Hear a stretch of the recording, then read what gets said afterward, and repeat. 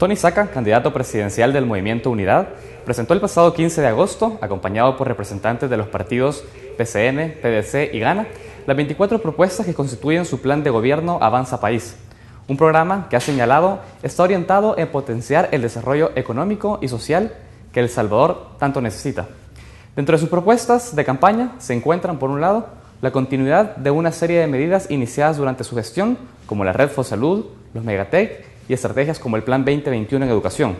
También muchos de los programas impulsados por la actual administración, como por ejemplo Ciudad Mujer y el paquete escolar.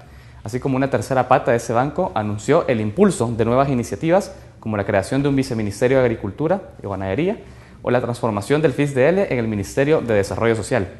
Inmediatamente, después de presentar este programa de gobierno, surgió en múltiples sectores la duda de cómo piensa el expresidente de la República financiar todo este paquete de medidas. Esta mañana nos acompaña en el set Merlin Barrera, encargada del plan de gobierno del Movimiento Unidad.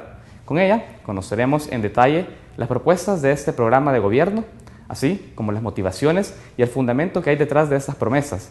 También conocer su sostenibilidad financiera en el marco de una situación fiscal adversa.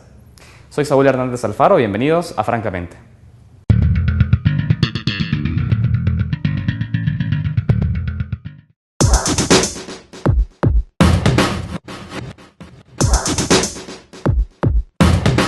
Merlin Barrera es licenciada en Economía y posee un posgrado en Administración de Empresas Públicas Estratégicas de la Universidad Autónoma Metropolitana de México, así como un doctorado de Macroeconomía Aplicada en la Universidad Católica de Chile.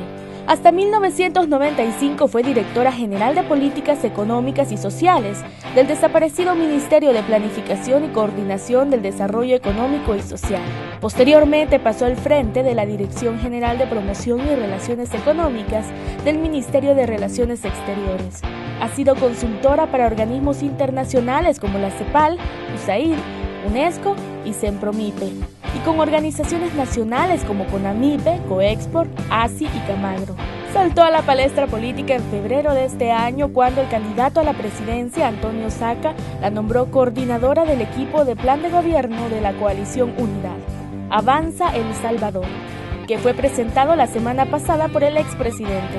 Con ella conversaremos sobre los programas más importantes de los 24 que ofrece el plan de gobierno, la creación de nuevas instituciones y las estrategias que ofrece para dar atención a sectores como la juventud, mujeres y empresa privada. Temas de los que solo podemos hablar francamente. Bienvenidos a Francamente, hoy es miércoles 21 de agosto de 2013. Saludamos a ustedes que nos sintonizan desde muy temprano, sintonizan ese espacio de entrevista y están también atentos a través de la web en www.tvx.com.sv. También aquellos que nos siguen a través de las redes sociales, en Facebook, en francamente.tvx y en Twitter en @francamentetvx. Esta mañana queremos dar continuidad y discusión sobre la propuesta de gobierno que ha presentado el expresidente de la República, Antonio Saca, el pasado 15 de agosto. Él ha presentado su plan de gobierno Avanza País y queremos conocer en detalle qué es lo que trata cada una de esas propuestas, o por lo menos verlo de forma general, cuáles son las más importantes de ellas. Esta mañana nos acompaña en nuestro set Merlin Barrera, quien es la coordinadora del plan de gobierno del Movimiento Unidad. A ella quiero darle la bienvenida esta mañana Francamente. Muy buenos días, Saúl, gracias por la invitación.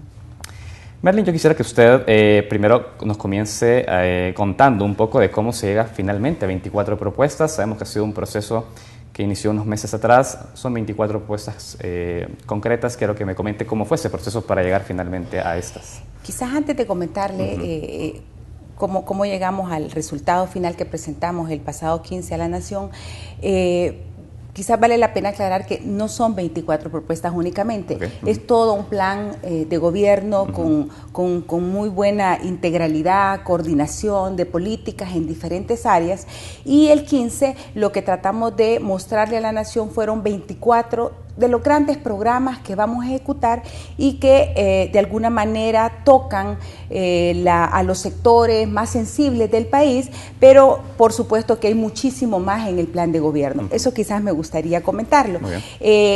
Quizás para sus televidentes, cuando puedan descargar el documento, van a poder ver que hay toda una propuesta muy completa. ¿Cómo llegamos a esto? Yo diría que lo hicimos a través como de 4 grandes vías que nos permitieron llegar a este resultado. Yo siempre parto por la primera, que ha sido la fundamental, y es la experiencia del candidato. Como el presidente Saca ya fue presidente, eso nos da una enorme ventaja en términos de saber cuáles son los problemas que el país tiene y sobre todo cómo abordarlos. Esto a mí me gustaría recalcarlo mucho, porque yo pongo el ejemplo, por ejemplo, cuando usted hace una aplicación a un trabajo. Lo primero que le dicen es, ¿tienes experiencia? Eso cuenta mucho, porque finalmente es la manera como usted de manera más rápida va a resolver o no un problema. El otro elemento importante que hemos tenido en todo este proceso son los insumos de las casas unidad. A estas alturas tenemos más de 1.100 casas de unidad, que son espacios ciudadanos en donde los salvadoreños se reúnen para discutir problemas comunitarios y también problemas nacionales, y de esta manera hacen llegarnos propuestas. Nosotros hemos sistematizado alrededor de unas 800 propuestas concretas que nos han hecho llegar, no solo de la zona urbana, sino que de cantones y de todos los lugares donde se han inaugurado casas unidas. El otro elemento importante que vale la pena mencionar han sido muchísimos estudios, documentos que el país, con el que el país cuenta, elaborados por organismos internacionales, por diversas instituciones nacionales, regionales incluso, que hacen diagnósticos de la realidad del país y que básicamente nos han permitido avanzar rápidamente en identificar cuáles son los grandes desafíos que el país tiene y sobre todo cómo abordar esos desafíos.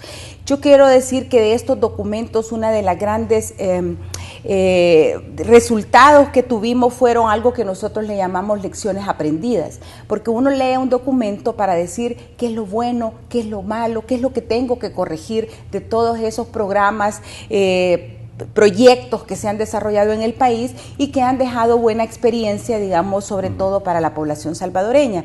De ahí que muchos programas que han tenido un resultado inmediato y bueno a nivel de los salvadoreños, nosotros hemos considerado continuarlos, revisarlos, mejorarlos e integrarlos dentro del plan de gobierno Avanza El Salvador.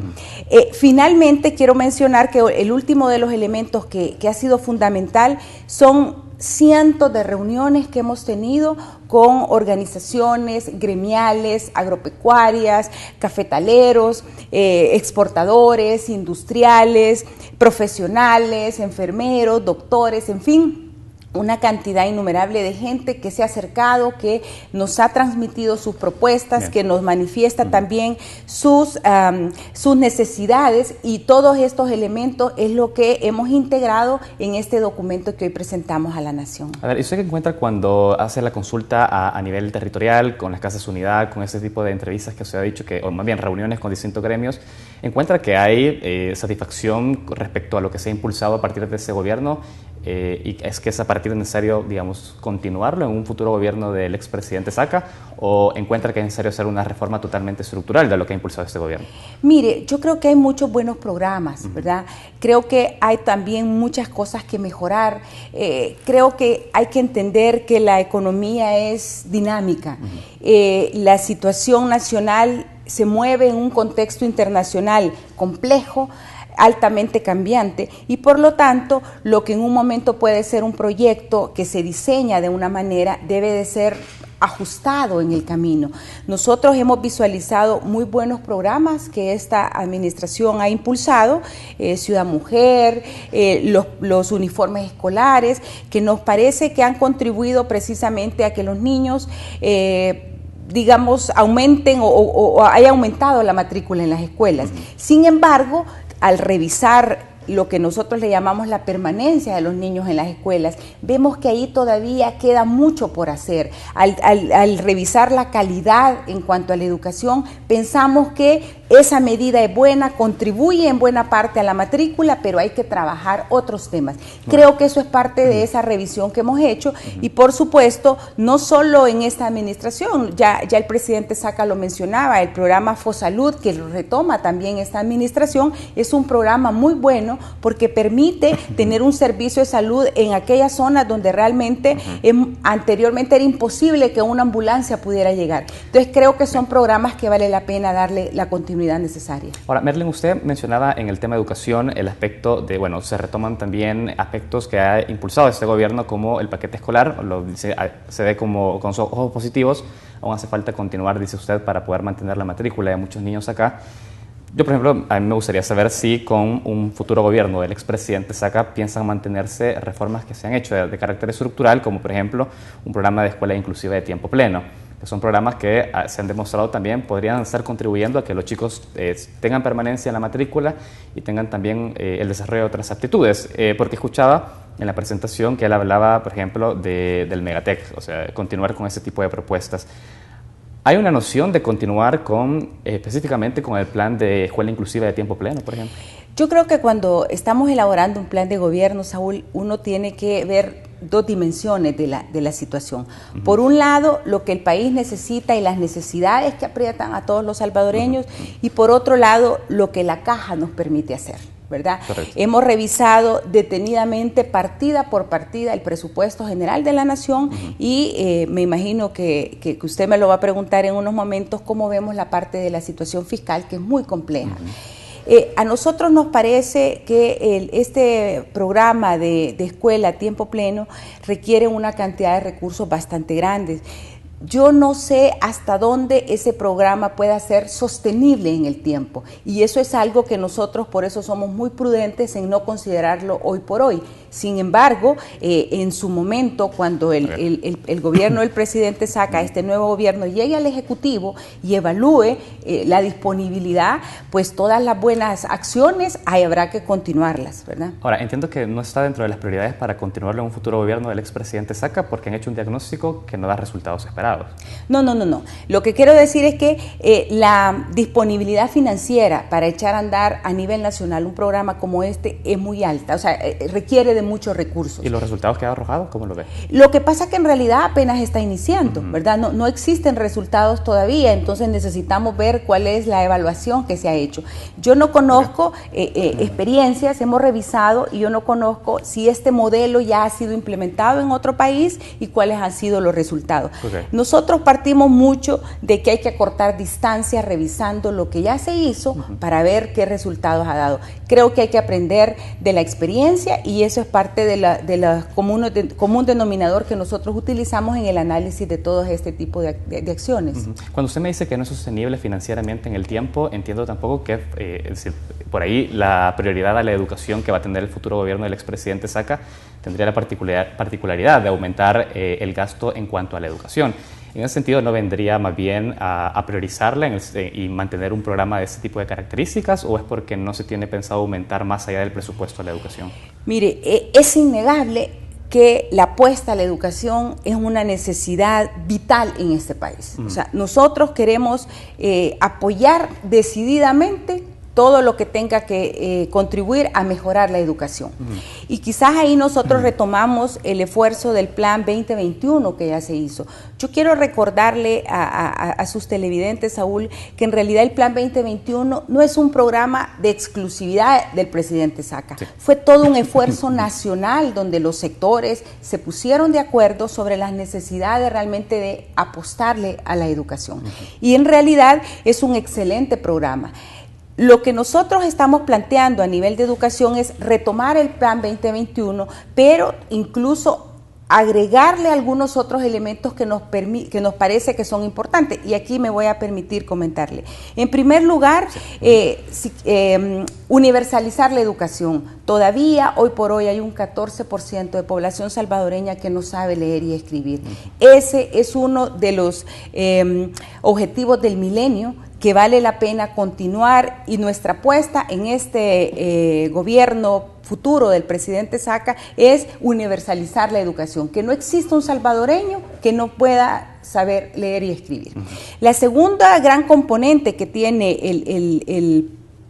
toda la estrategia de educación tiene que ver precisamente con la permanencia en las escuelas. Y aquí vale la pena decir que hay que entender que la educación tiene como tres pilares fundamentales: el maestro, el estudiante y el padre de familia. Debemos lograr un modelo que nos permita efectivamente integrar estos tres elementos y darle a cada uno las condiciones necesarias para su desarrollo, pero también exigirle las responsabilidades que eso merece. Entonces, yo no puedo pedirle a un maestro que eleve la calidad cuando no le doy las condiciones adecuadas para poder desarrollarse. No le puedo pedir a un padre de familia que se involucre en la exigencia de la educación cuando no existe el método para que él pueda integrarse. Entonces, esto nos parece parte importante. El tercer elemento tiene que ver con una apuesta hacia la calidad. La calidad, y ahí usted lo menciona claramente, tiene que ver con tecnificar precisamente todo lo que es el sistema educativo de conformidad a un mercado. ¿Qué queremos decir? Y aquí yo siempre trato de hacer la aclaración porque no se trata únicamente de sacar graduados universitarios. Este país requiere muchísimas carreras técnicas que los jóvenes precisamente deberían de tomar para poder insertarse. Nosotros hemos conversado con empresarios y le puedo decir que hay una cantidad identificada de carreras para los que ellos ya están requiriendo. Técnicos en alimentos, técnicos en administración de maquinaria, en reparación de equipos, ahora todo es computarizado. Por lo tanto, creo que ahí los jóvenes que tienen una virtud maravillosa para desarrollarse en estos temas pueden conectar fácilmente con el mercado laboral. Merlin, yo tengo que ir a una primera pausa. Vamos a seguir hablando de esto. Ha dicho cosas muy importantes que requieren, por supuesto, una inversión por parte del sector público para poder dinamizar todas estas propuestas. Vamos a ir hablando de a poco cuál es el compromiso también en calidad financiera sobre esto. ¿Cómo no? Vamos a un primer corte y enseguida volvemos a Francamente.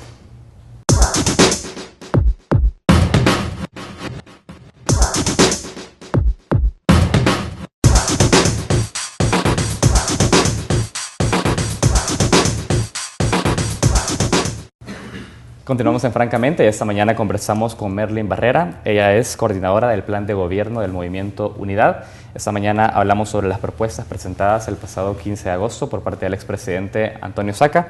Hablábamos sobre educación, usted ya decía 3 pilares fundamentales, el último de estos sobre la calidad. Sabemos que es un tema muy amplio, podríamos pasar toda la mañana discutiéndolo. Yo quiero referirme también a la apuesta que va a hacer el próximo, un futuro gobierno del expresidente Saca, en el sentido de apostarle realmente a la educación, porque hoy se tiene un promedio de un 3,6% del Producto Interno Bruto sobre educación. Hay una apuesta por aumentar este presupuesto y entonces sí comenzar a dinamizar todos esos aspectos que usted ha mencionado en el bloque anterior. La gran apuesta que el plan de gobierno Avanza El Salvador está haciendo es que la economía crezca. Si la economía crece, va a permitir al fisco obtener todos los ingresos fiscales vía recaudación por IVA y renta, que va a permitir desarrollar no solo la educación, la salud, la infraestructura, la energía y todos los demás áreas que tienen que ver no solo con la parte productiva, con competitividad, sino también con desarrollo humano. Por lo tanto, nuestra primera apuesta es crecer. En la medida que la economía crezca, posiblemente la recaudación va a subir a niveles tal que nos va a permitir aumentar ese porcentaje dedicado del presupuesto nacional a la educación, que hoy por hoy todavía es bajo. Ahora, ¿no hay una proyección sobre cuánto podría ser ese aumento en la educación en un futuro gobierno? No, nosotros tratamos de ser muy prudentes en dar estimaciones. Lo que sí, nuestra gran apuesta es que la economía crezca arriba del 2%. Ese es nuestro gran objetivo. Por supuesto que poderlo llevar a niveles de 4%, eso sería algo que nosotros deseamos poder lograr. Y cuando lo digo, no es una visión romántica, sino que fundamentalmente basado en la experiencia. El presidente Saca en su anterior periodo llevó la economía a tasas de crecimiento en el 2007 a 4.7%. Eso significa, puede hacerlo, ¿Qué es lo que necesitamos? Ponernos a trabajar. Si todos trabajamos, se genera los motores de crecimiento que la economía requiere, la inversión necesaria para poder inyectarle ese dinamismo, genera ingresos fiscales y eso nos permite una holgura para poder desarrollar todas estas iniciativas. Ahora, si bien no existe, digamos, expreso por parte del expresidente Saca una apuesta en decir, bueno, vamos a aumentar en tantos puntos porcentuales del Producto Interno Bruto de la educación, se ha hablado de un aumento en el presupuesto de la Universidad del Salvador, perdón. Sobre esto se tiene ya números y, digamos, si realmente se va a ejecutar, porque se ha escuchado en promesas, en campañas presidenciales anteriores, siempre la promesa de un aumento de presupuesto de la Universidad de El Salvador, y finalmente eso tiene resultados, digamos, que no terminan en un feliz término. Entonces, sí, hay un compromiso por ese aumento, y ¿cómo se piensa realizar? ¿Por qué? Fíjese que bien interesante, y yo me voy a permitir comentarle cómo surge esta propuesta para aumento presupuestario para la Universidad de El Salvador. Al revisar las estadísticas de graduados, le puedo decir que 7 de cada jóvenes que se gradúan universitarios, sí, resulta que se gradúan de la Universidad de El Salvador. Curiosamente, eso significa que la Universidad de El Salvador está dando un tremendo aporte hoy por hoy a toda la juventud. Eso no significa que vamos a descuidar toda la educación que tiene que ver con las universidades privadas. Hay un componente de becas precisamente educativas, de crédito educativo, para que los jóvenes que realmente deseen estudiar donde quieran estudiar puedan obtener o puedan estudiar lo que deseen. La verdad es que todos sabemos que hay un déficit de recepción de solicitudes de muchachos que se quedan fuera en la Universidad de El Salvador precisamente por la falta de presupuesto. Pero yo antes de mencionar cifras, que a mí me parece que el tema en este país no se refiere tanto a montos, sino a la calidad. Si usted garantiza que los recursos que inyecta, ya sea a la economía, a la educación, a la Universidad de El Salvador, se gastan eficientemente, de acuerdo a lo programado, de acuerdo a los objetivos que se plantean, posiblemente vamos a dar un cambio cualitativo en los resultados. Yo creo que es más importante la calidad, las garantías del monitoreo de cómo se van a obtener los resultados, más allá de los montos. Claro. Yo le preguntaba realmente por los montos porque, bueno, usted entenderá el hecho de que si se hace una propuesta de una característica ambiciosa, es necesario saber cómo se va a sostener esto también en un futuro. Claro. Usted ha dicho también la importancia de apostar a calidad, eso requiere esfuerzos, digamos, financieros, por eso le preguntaba por cifras, pero me dice entonces que no hay hoy en día detallado de esa forma cuánto podría ser una inversión futura. Es decir, ese presupuesto desagregado no se tiene aún un diagnóstico. Para serle bien sincera, Saúl, nosotros quisiéramos, para poder definir ese refuerzo presupuestario, sí, podernos sentar con el rector de la Universidad de El Salvador y definir efectivamente sus necesidades.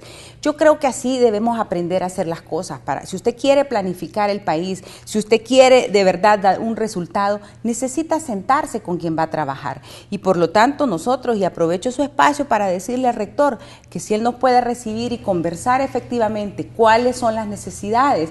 Yo le puedo decir que conozco infraestructura valiosísima que tiene la Universidad de El Salvador. Tienen el CENSalud, que es una infraestructura que pudiera ser un apoyo fundamental a la industria alimentaria, que nos parece que la universidad debe darle un mayor protagonismo. Creo que es importante sentarnos. El presidente Saca, en su discurso de presentación de plan, hablaba de la Comisión Nacional de Planificación. Creo que este aspecto es muy importante porque aprender a hacer política pública desde una parte de la mesa no lleva a los resultados que realmente deseamos. Necesitamos sentarnos para resolver problemas y la educación es uno de los temas fundamentales en los que la nación debe de aprender a ponerse de acuerdo. Perfecto. Tenemos aún algunos temas de carácter social que me gustaría seguir abordando con usted a lo largo de la entrevista, pero de a poco estamos entrando también en la dinámica que es necesario comenzar a discutir el esquema productivo, el esquema económico, para poder plantear realmente qué es lo que se tiene en la mesa en propuesta. Usted hablaba, la apuesta que se tiene del Movimiento Unidad es poder aumentar más allá del 2% del Producto Interno Bruto de la economía.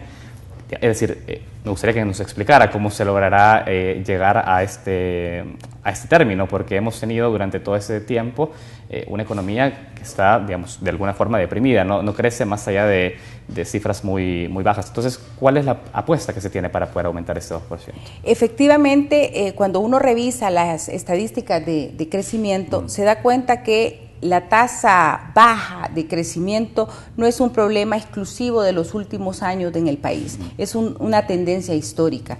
Y eso ya los organismos internacionales mencionaban cuáles son las causas, ellos han hecho un análisis sobre las causas que obstaculizan el crecimiento económico. Y ellos plantean 3 grandes causas. En primer lugar, dicen, es la inversión, los bajos niveles de la inversión que existen en el país. Y aquí hablemos de inversión privada, privada, hablemos de inversión extranjera directa, pero también hablemos del bajo nivel de ejecución de la inversión pública. Por lo tanto, digamos, la tasa de lo que los economistas ya llamamos inversión bruta de capital es todavía muy baja, y ayer el ministro de Hacienda lo decía: necesitamos aumentar la tasa, que hoy por hoy es 15%, hasta 25%, para que la economía se dinamice. El otro elemento que también manifiestan los organismos internacionales, de hecho, es los bajos niveles de competitividad que la economía tiene. Eso se refiere específicamente a infraestructura como el puerto, que todavía no logramos concesionar, un aeropuerto que necesitamos sea moderno, que aproveche toda la zona extraportuaria, que la parte de carga, necesitamos apostarle a la infraestructura para mejorar los corredores logísticos que nos permitan movilizar carga y personas, y sobre todo en el tema competitividad, mejorar o modernizar la matriz energética. Todo el sector privado se queja, ¿verdad? Y es una realidad de que no somos competitivos precisamente porque el 20% de su costo de producción se lo debe a una energía que hoy por hoy es cara. Necesitamos apostarle a energías renovables que nos permitan dar un cambio cualitativo y reducir el costo efectivamente que hoy por hoy tiene el sector privado. El otro elemento que manifestaban los organismos internacionales tiene que ver con los desastres naturales. Posiblemente en eso muy poco podemos hacer porque no depende de nosotros. Sin embargo, hay una apuesta concreta por ahí a toda la parte de bordas y previsión de desastres naturales que también se aborda. Si cuando uno visualiza las tres grandes causas por las que hoy la economía no crece, nos damos cuenta que debemos de trabajar en dos grandes áreas: la parte de mejoramiento de competitividad, que ya se lo mencionaba anteriormente, y la parte de mejoramiento de la inversión. La gran pregunta es cómo aumentamos la inversión. Y básicamente nosotros, para responder a esta pregunta, denominamos o planteamos lo que le hemos llamado la ecuación del desarrollo. ¿Qué significa la ecuación del desarrollo? Lo primero que la economía necesita es generar confianza para poder sentarnos a discutir, para poder hablar con el rector de la universidad, para poder definir cuáles son las grandes apuestas que el país tiene. Necesitamos confianza. Ya el presidente Saca ha mencionado que una de sus primeras acciones de resultar electo presidente va a ser llamar a todos los actores a firmar un gran acuerdo nacional. A nosotros nos parece que eso es fundamental para poder continuar o para poder enrumbar al país. Ahora, sobre eso es importante también mencionarle que en el pasado también se han hecho ejercicios sobre sentar a diversos actores, generar ese clima de confianza y diálogo que usted menciona, pero finalmente no se ven esos resultados. Es decir, ¿qué cambiará con un diálogo que impulse el expresidente Saca para revertir esa situación? Yo creo que también hay que entender que hay momentos, ¿verdad? Si yo le dijera, si yo lo invitara a usted hoy por hoy: mire, Saúl, usted conoce la situación del país, a usted le preocupa el país, y todos decimos que sí, y alguien llama y nos sienta en una mesa y definimos algo hay que hacer. Yo creo que no exista un salvadoreño que no quiera hacer eso, hoy por hoy en esta realidad. Posiblemente habrá que analizar qué fue lo que falló en otros mecanismos que usted menciona, pero yo creo que actualmente no existe un salvadoreño que no visualice la necesidad de sentarnos, ponernos de acuerdo, enrumbar el país. Eso es claro, digamos, pero ¿cómo lo que sucede es que se ven en estas mesas que hay intereses contrapuestos? Por ahí intereses de unas minorías que quieren imponer determinada agenda. Por ejemplo, le pongo el caso del Consejo Económico y Social, del CES. Acá también existió un fracaso, luego se sale una parte del sector privado, sociedad civil se mantiene, y eso no tuvo ningún tipo de frutos y se veía que había una voluntad por avanzar en un diálogo de desarrollo del país. Es decir, ¿cómo se piensa entonces moderar, gestionar esas diferencias al interior de esa mesa, Chita? Creo que la clave está en sentar precisamente a los actores que tienen intereses comunes. Si yo quiero apostarle a la inversión, aquí yo le quiero mencionar que existen excelentes experiencias en Latinoamérica, Colombia, Perú, incluso Honduras en algún momento, de algo que se llaman acuerdos de competitividad.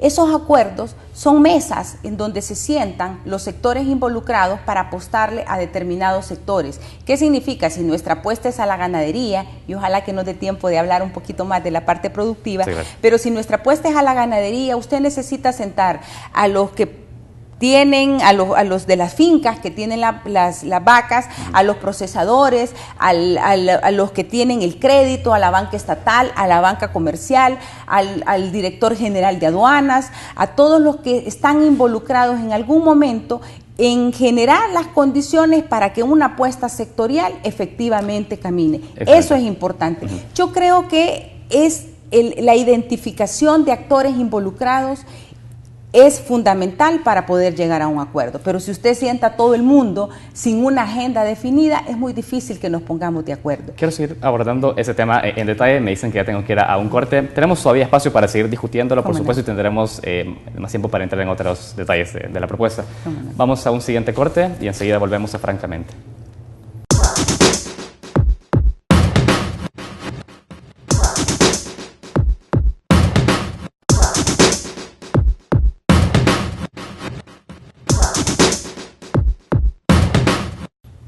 Continuamos en Francamente y les recordamos que esta entrevista está siendo transmitida simultáneamente a través de la web en www.tvx.com.sv.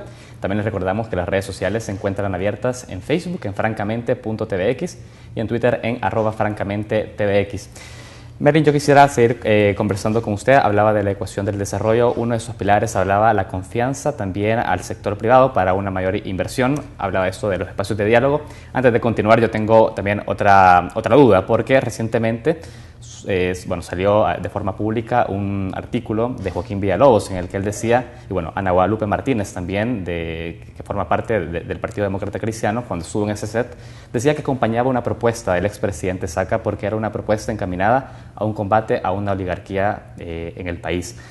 En ese sentido, yo quiero saber si realmente hay dentro de la propuesta del presidente Saca una selección de actores privados a los cuales apostar en particular y otros con los cuales tendrá que hacer un diálogo más particular, en el sentido que por ahí no son las mejores relaciones con todo el sector privado que podría tener el expresidente Saca. Corríjame si me equivoco, ¿es de esa forma? Nuestro plan se llama Avanza El Salvador y nuestro movimiento tiene como eslogan, ahí cabemos todos. No hay que, la característica del movimiento Unidad es que no se apega a determinadas ideologías. Nosotros lo que queremos es todos aquellos que quieran un Salvador de avanzada, un Salvador de progreso, un Salvador de primer mundo, son los que caben en este movimiento. Yo creo que esa es una de las características que tiene este movimiento y usted va a poder leer en todo nuestro plan que no existe un lineamiento ideológico encaminado a movernos hacia estos sí o estos no. Por eso es que el Gran Acuerdo Nacional, del que hablábamos hace un momento, precisamente llama a que todos aquellos que quieran convertir a este país en un país progresista, en un país renovado, en un país de avanzada, y aquí no estamos siendo nuevamente idealistas. Países como Singapur, como Malasia, como Hong Kong han hecho apuestas importantes con un territorio igual o más pequeño que el nuestro. Yo creo que nosotros debemos de pensar en grande y trabajar mucho para lograr el país que queremos. Por lo tanto, debemos dejar a un lado todo este tema ideológico. Perfecto. ¿Descarta usted entonces que existe un matiz antioligarca por parte del expresidente Saca? Pues yo, Saúl, para serle sincera, nunca lo he percibido, nunca lo hemos discutido en ninguna mesa y nunca he escuchado nada al respecto. Me gustaría que pueda seguir profundizando sobre la ecuación del desarrollo para que podamos ir encontrando también otros aspectos. Sí, le decía que lo fundamental en la ecuación del desarrollo es confianza. Si existe confianza, entonces la inversión comienza a reactivarse. Los inversionistas nacionales que actualmente están en el país se motivan a invertir más, la inversión extranjera directa también viene al país, nuevas inversiones se reactivan y eso finalmente se traduce en más empleo. Yo quiero mencionar que el gran problema del Salvador también tiene una dimensión microeconómica, porque aquí a veces estamos como enfrascados en estar viendo que si las cifras, que si el presupuesto, cuando en realidad debemos de buscar soluciones que le den empleo a aquel salvadoreño que día a día se despierta y no tiene el ingreso necesario para sostener a su familia. La ecuación del desarrollo es una apuesta directa a garantizar la microeconomía del salvadoreño que le permita, al obtener un empleo, tener un ingreso y sobre todo tener bienestar para él y para su familia. Por lo tanto, en resumen, la ecuación del desarrollo es confianza, que genera inversión productiva y genera desarrollo humano, porque eso es muy importante también. Hay que apostarle al desarrollo humano simultáneamente al mismo tiempo que usted hace apuestas concretas a la parte productiva. Yo quiero que aterricemos con la propuesta de confianza al sector privado, porque en El Salvador existe ya una serie de leyes que por un lado tienen excepción de fiscales hacia grandes empresarios en el país, bueno, al sector privado en el país, y no ha dado los resultados por ahí tan esperados a la hora de atraer la inversión, es decir, no está generando por ahí un marco favorable para la inversión extranjera. Concretamente, ¿cuál es la apuesta dentro del programa para generar esa confianza? ¿Es también seguir bajo una línea de excepciones fiscales?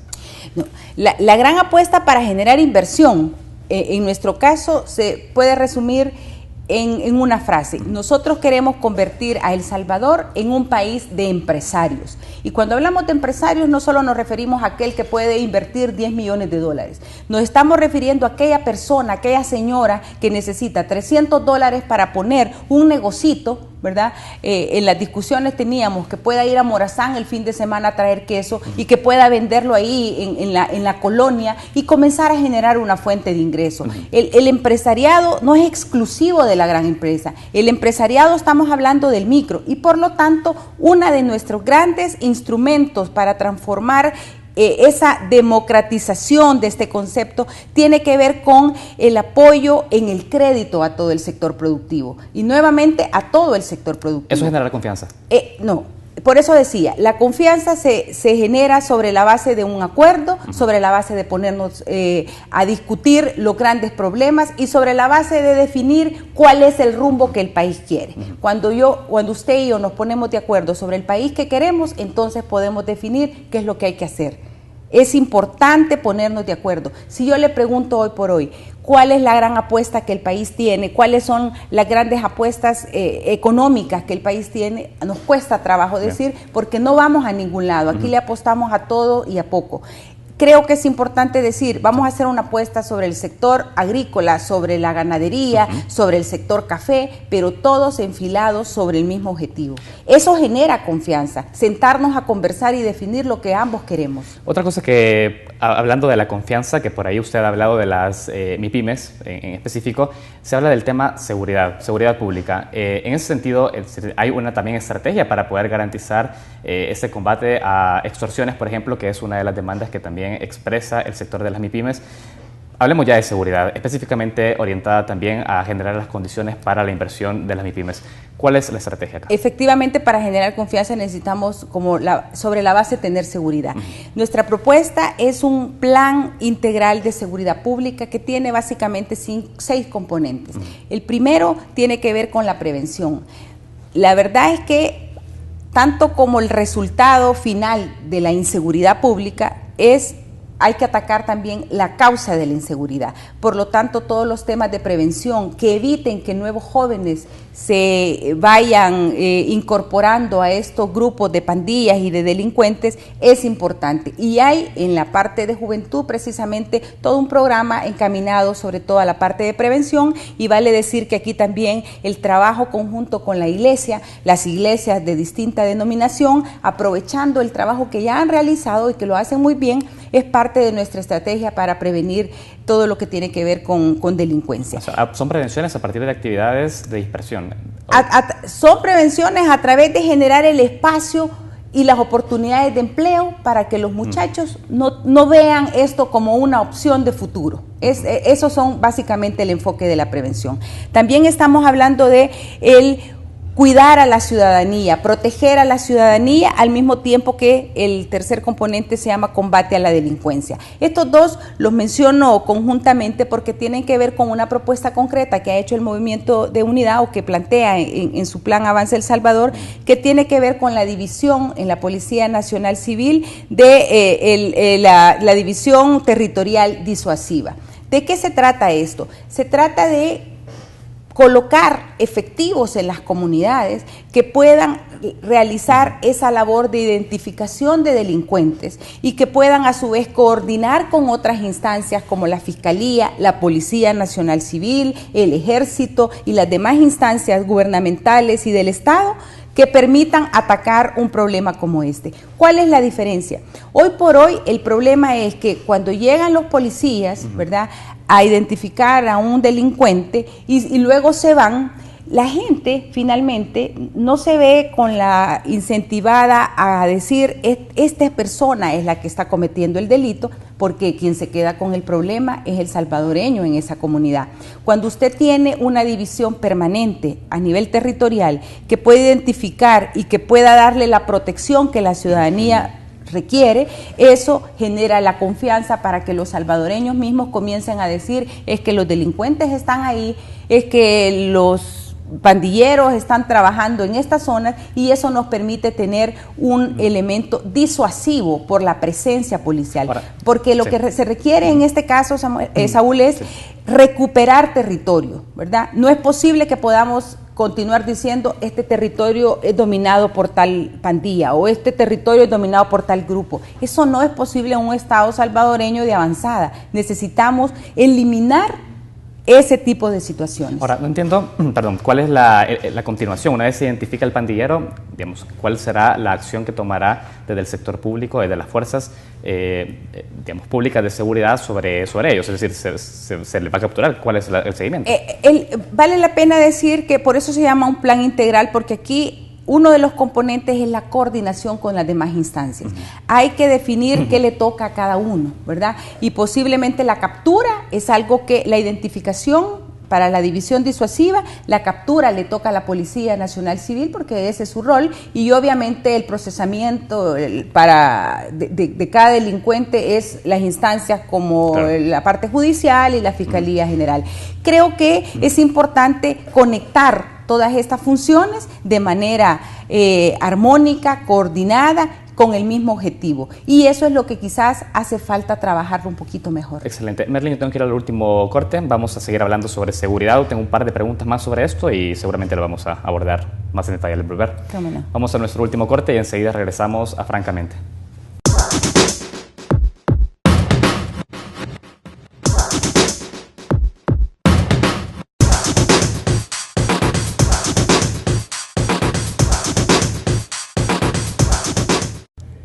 Continuamos en Francamente, estamos ya sobre nuestro último bloque de la entrevista.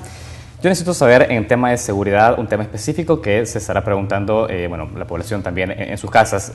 Hablamos del tema de la tregua entre pandillas. ¿Cuál ha sido la apuesta del expresidente Saca sobre esto?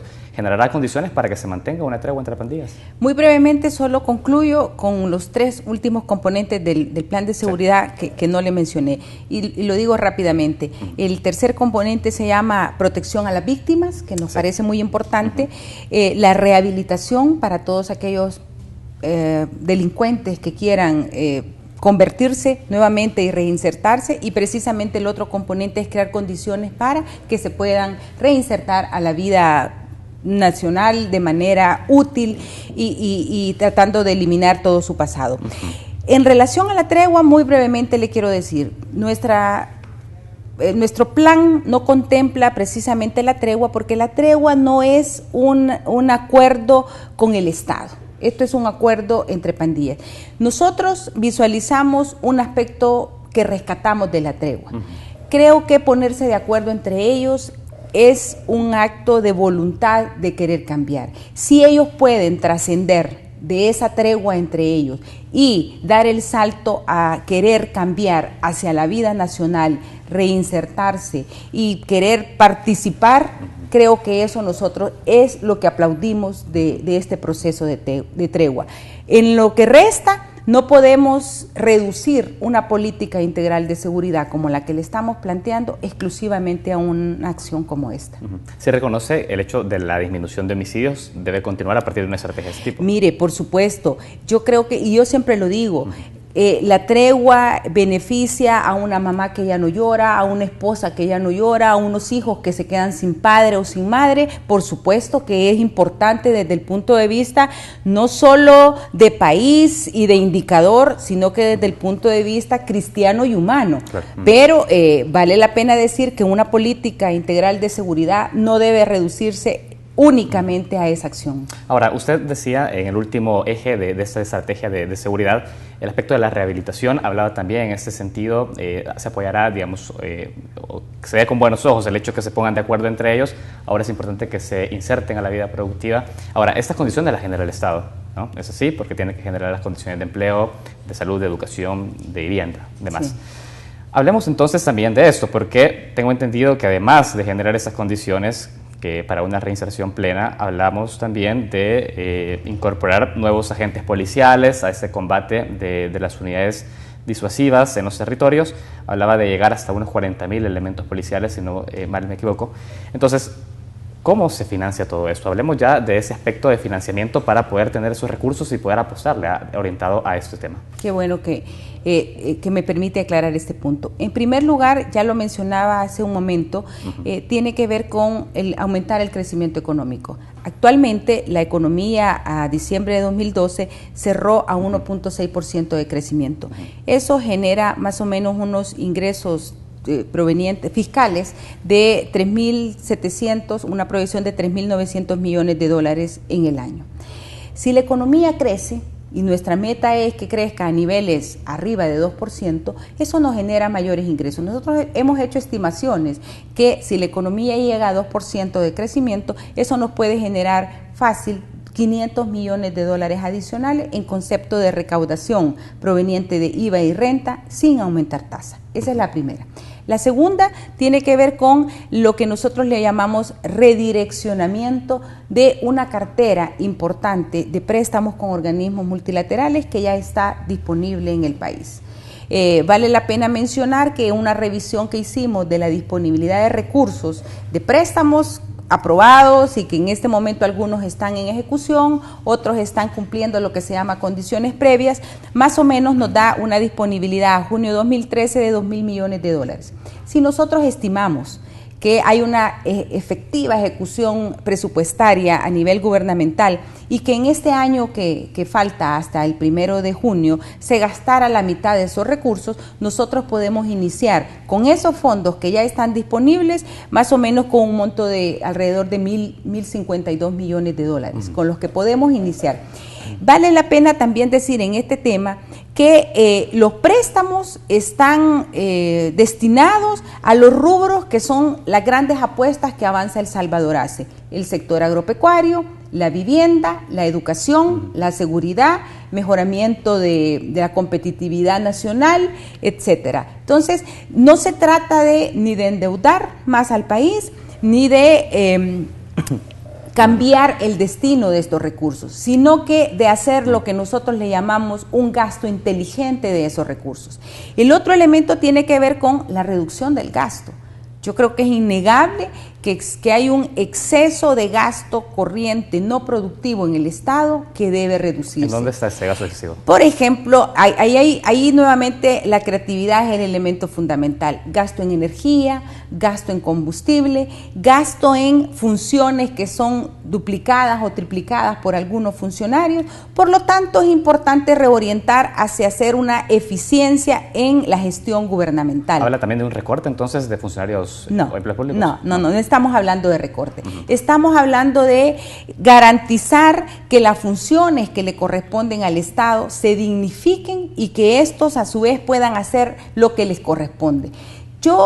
Hay un tema que lamentablemente el tiempo no nos da para tocar, pero que el sector privado y de hecho los indicadores que también presenta el Banco Mundial nos ubican como una economía altamente burocrática, porque existe una cantidad de trámites que en realidad con una revisión y con que a cada funcionario le corresponda hacer lo que le toca, se pudiera solucionar. Usted a veces un permiso tiene que ir a 3 lugares a obtener o un sello o un permiso y cuánto se tarda en tiempo, en dinero y en efectividad. Es importante hacer una revisión y garantizar una evaluación por resultados en la administración. Yo creo que es importante y eso está planteado en el Plan Avanza El Salvador.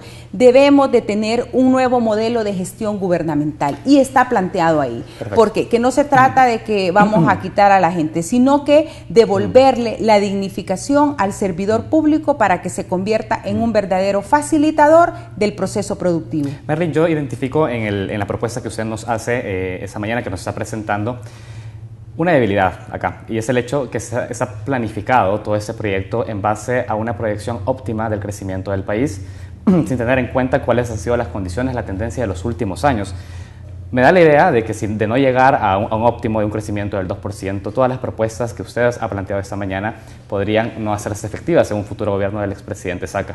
Entonces, hablamos de una fragilidad en cuanto a estas propuestas. Dígame entonces si me equivoco y si se ha contemplado un plan contingencial de un crecimiento que no llega al 2%. No hay plan contingencial porque no hay debilidad. Y le explico en qué me baso. Cuando nosotros lleguemos, si Dios y los salvadoreños así lo quieren, el 1 de junio, yo ya le hablé que nosotros tenemos 1.052 millones de dólares con los que vamos a iniciar a hacer todas estas acciones. Todas estas acciones son necesarias para que la economía crezca, porque no estamos esperando que la economía crezca para que comencemos a trabajar. Nosotros comenzamos a inyectarle recursos a la economía. La segunda cosa que le quiero mencionar, nuestra gran apuesta en el caso del sector productivo es inyectarle recursos a la economía a través de crédito y acceso, porque existen los fondos, pero no existe el acceso. ¿Cómo lo vamos a hacer? Y le explico brevemente. Actualmente la banca estatal, Banco Hipotecario, Bandesal y Banco de Fomento tienen una cartera de más o menos 800 millones de dólares. Si la mitad la direcciona a usted a convertirla en verdadera banca de desarrollo, a darle al pequeño empresario lo que necesita para ir a traer el queso, o para poner una tienda, o para poder reactivar o comprar una vaca al sector agropecuario, si usted esos 400 millones que ya están en la cartera, lo único que usted está haciendo es volviendo a la banca estatal una verdadera banca de desarrollo y garantizando el acceso a través de revisiones, por ejemplo, en criterios en la superintendencia, porque aquí usted no me va a negar que si usted va a presentar un proyecto productivo, nadie le da un 5, sin embargo, le están llamando todos los días para que usted adquiera una tarjeta de crédito o un crédito no productivo para un vehículo o para irse de viaje. Creo que es importante el rol que la banca estatal va a cumplir en este esquema, y estamos hablando de recursos que ya están disponibles y que lo que nuestra gran apuesta, Saúl, es hacer gasto inteligente, gasto productivo y hacer una apuesta a generar la confianza que nos permita inyectar estos recursos de manera adecuada a aquellos sectores que se convierten en verdaderos motores de crecimiento del país. Perfecto. Usted ha hablado del gasto inteligente, también se ha hablado, y lo expresó también el expresidente Saca, de impulsar un modelo de gestión pública y política anticorruptiva y transparente. Son también aspectos que nos interesan abordar en cuanto a la eficacia en el gasto. Específicamente, ¿qué medidas se piensan tomar para hacer efectivo el gasto, hacerlo transparente y hacer un manejo probo de esto? Mire, en cuanto a las medidas del gasto, yo más o menos ya le expliqué. En cuanto a la parte de transparencia, yo creo que aquí es fundamental. El plan de gobierno está apegado totalmente a las leyes y a la legalidad. Existe un marco regulatorio de leyes que lo que hay que hacer es cumplirlas. Aquí no se trata de inventar ninguna estrategia nueva, se trata de cumplir la ley. Si la ley le exige transparencia, publicar, eso es lo que vamos a hacer, ¿verdad? Todos los presupuestos, todos los resultados deberán mostrársele a la nación y deberá de existir como parte fundamental de cualquier funcionario la probidad y la rendición de cuentas, que ese es uno de los elementos transversales que usted también puede encontrar en nuestro plan Avance El Salvador. Merlin, ¿sabe? Yo identifico también en la propuesta del expresidente Saca ahora, bajo el Movimiento Unidad, un discurso totalmente diferente, tanto a nivel económico, la apuesta por un mayor posicionamiento del Estado. Habla de una política de transparencia, habla de muchos elementos que no se escucharon por allí durante su gestión cuando fue candidato presidencial, presidente por parte del partido Arena. ¿Es que Arena le estaba atando las manos al presidente Saca para no poder avanzar en esto en el pasado? Yo creo que es una respuesta que quizás él deberá dársela, no yo. Sin embargo, yo creo que él claramente desde el 25 de febrero que manifestó su intención de lanzarse como candidato, nuevamente lo mencionó y dijo, hizo un acto heroico de contrición en términos de decir, algunas cosas no las hice como se tuvieron que haber hecho y en este nuevo proyecto quiero corregir, quiero mejorar, quiero dar un nuevo enfoque al trabajo que voy a realizar porque los salvadoreños se lo merecen. Y ese es realmente el sentir que yo visualizo por parte de él. Que nosotros tenemos una intención de hablar con él. Esperamos también a través de usted poder hacerle llegar nuestra solicitud para que pueda estar en ese set y poder compartir con nosotros también en profundidad muchos temas que por ahí esta mañana han quedado inconclusos. Yo no dudo, Saúl, que el presidente Saca va a venir porque él, si hay algo que le encanta es conversar con los jóvenes, conversar con la gente y transmitir de la manera más transparente como yo he tratado de hacerlo esta mañana, cuál es nuestra propuesta. No hay sorpresas, lo decía él en su discurso del 15. Aquí no hay nada escondido, todo es transparente, todo lo ponemos sobre la mesa y nos encanta que nos cuestionen, que nos investiguen, que hagan precisamente todas las consultas que quieran hacer porque significa que hay interés sobre el plan que estamos proponiendo. Excelente. Tengo que ir cerrando la entrevista, pero me gustaría saber dónde se ve Merlin Barrera en un futuro gobierno del expresidente Saca. ¿Qué sé yo, secretaria técnica de la presidencia? Mire, yo me visualizo acompañando al presidente Saca en este esfuerzo. Creo que hay muchísimo trabajo por hacer en distintas áreas. Creo que el lugar donde él me solicite, me visualice o me proponga va a ser el lugar correcto porque no dudo de su capacidad y de su visión de estadista. De acuerdo, tenemos muchos temas que aún quedaron pendientes, hemos hablado de algunos de esos en el corte.